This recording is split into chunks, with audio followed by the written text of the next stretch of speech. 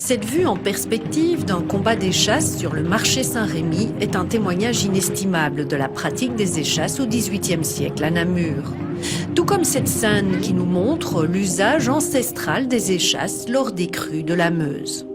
Ces tableaux, qui sont un patrimoine unique, et ces échasses, qui sont les plus anciennes connues à ce jour, sont conservées au musée des Arts décoratifs, un musée en pleine rénovation qui comportera à sa réouverture une salle dédiée aux échasseurs. Dans le cadre de la vie du XVIIIe siècle, il y a une grande part du temps qui est consacré par les gens au jeu, au divertissement. Et nous avons d'ailleurs dans le musée d'autres œuvres que les échasses qui symbolisent le jeu, et parmi celles-ci, toute une série de petits carreaux de faïence qui montrent les jeux d'enfants, comme celui-ci qui justement montre des jeux d'échasses ici. Et donc il y a une logique tout à fait normale, une cohérence à ce que cette paire d'échasses et ces tableaux, non seulement qui montrent des échasses, mais également des vues de Namur, se trouvent dans le musée. Ces œuvres ont été confiées à la Société archéologique de Namur par des propriétaires privés au XIXe siècle.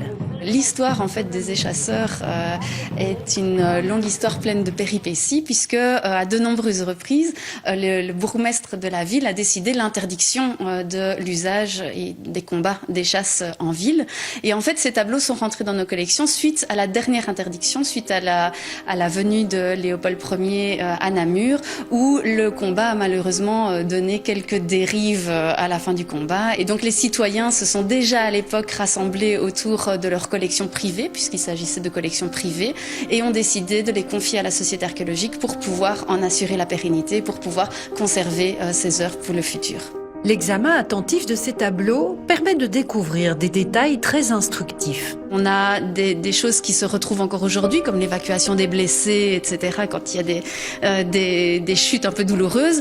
Et puis on a notamment la petite anecdote aussi du pousseur, c'est-à-dire qu'à l'époque, au XVIIIe siècle, on pouvait remonter sur des échasses, ce qui est totalement interdit aujourd'hui. Et là, on voit effectivement un homme en train de pousser aux fesses un autre pour qu'il puisse remonter sur les échasses et mener le combat à son terme. Ces trois œuvres et les anciennes échasses mériteraient aujourd'hui une restauration complète. La Société archéologique, qui ne dispose pas des moyens nécessaires à cette fin, a donc lancé un appel aux donateurs pour rassembler la somme de 22 500 €.